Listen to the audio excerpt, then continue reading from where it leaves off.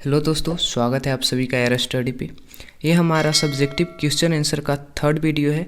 आप लोगों को ऑब्जेक्टिव का वीडियो देखना होगा तो प्लेलिस्ट में जा कर के देख सकते हैं, और daily subjective and objective question के लिए आप हमारे चैनल को सब्सक्राइब भी कर सकते हैं। तो चलिए आज का हमारा पहला सवाल देखते हैं। सूर्य के प्रकाश के उन दो घटकों के नाम लिखिए जो हमें दिखाई नहीं देते हैं। दो घटक वे कौन कौन है जो दिखाई नहीं देता है? तो पहला है रेडियो तरंग और दूसरा है एक्स तरंग। यह सूर्य के प्रकाश का वो दो घटक है जो हमें दिखाई नहीं देता है। ठीक है, पहला कंप्लीट हुआ। दूसरा सवाल देखिए क्या है। दूसरा प्रश्न है कि वैद्युत चुंबकीय प्रेरण से आप क्या समझते हैं? इसका जवाब हमें बताना है। आप इसको मोस्ट वीवीआई क्वेश्चन में शामिल रखिए।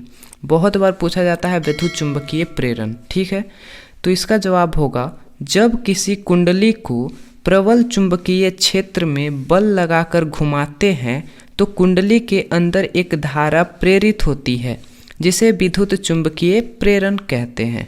ठीक है, उम्मीद करता हूँ ये सब जो मैं इम्पोर्टेंट क्वेश्चन करवा रहा हूँ आप लोग याद करते जा रहे होंगे। ठीक है, इससे आपको काफ़ी मदद मिलेगी दोस्त। यही सब क्वेश्चन आने वाला है, ठीक है ना, कहीं बाहर से नहीं पूछा जाएगा। चलिए तीसरा सवाल कहता है कि नाभिकीय संलयन क्या है?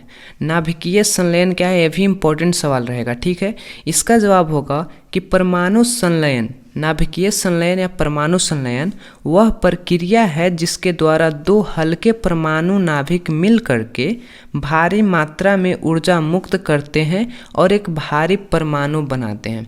आपको इसे नहीं याद रखना है तो आप इस सिंपल से परिभाषा को याद रखिए जो मैंने यहाँ पे लिखा है कि नाभिकीय संलयन एक ऐसी प्रक्रिया है जिसमें कम भार वाले तत्व मिल करके एक ज़्यादा भारी तत्व बनाते हैं। यानी कि दो गो तत्व मिल करके हल्का हल्का और एक नए भारी तत्व बना देगा। जैसे कि यहाँ पे एग्जांपल में देख लीजिए, हाइड्रोजन H12 और हाइड्रोजन H12 ये दोनों मिल करके एक हीलियम का निर्माण कर दिया। यानी दो हल्का तत्व मिल करके एक हीलियम तत्व का निर्माण किया, तो ये हो गया नाभिकीय संलयन। ठीक है, आशा करता हूँ कि आपको समझ में आ रहा होगा। चलिए नेक्स्ट क्वेश्चन देखिए। चौथा सवाल उत्तल लेंस और अवतल लेंस में अंतर स्पष्ट करना है।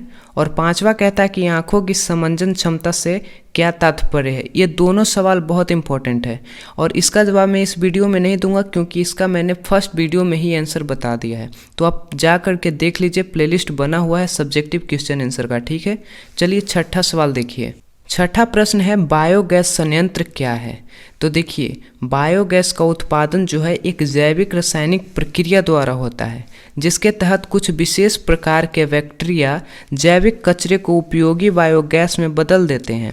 चूँकि इस गैस का उत्पादन जैविक प्रक्रिया के द्वारा होता है इसलिए इसे जैविक गैस या फिर बायोगैस कहते हैं।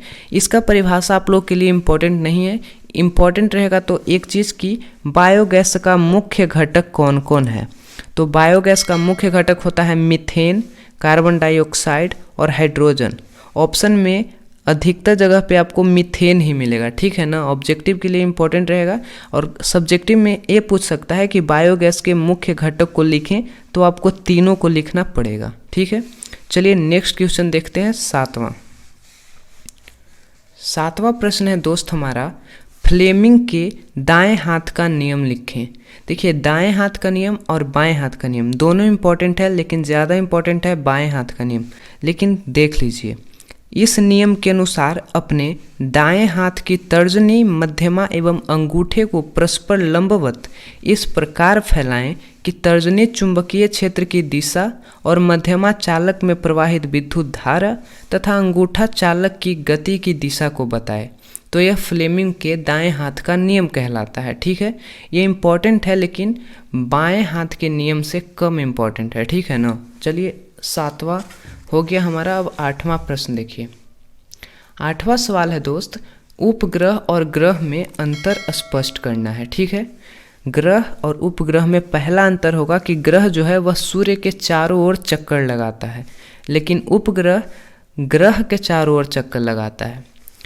पृथ्वी जो है हमारा वह एक ग्रह है और चंद्रमा जो है वह एक उपग्रह है। ठीक है, तीसरा हो जाएगा कि ग्रह का आकार बड़ा होता है उपग्रह से। ठीक है ना, ग्रह जो है वो उपग्रह से बड़ा होता है लेकिन उपग्रह का आकार जो है वह छोटा होता है।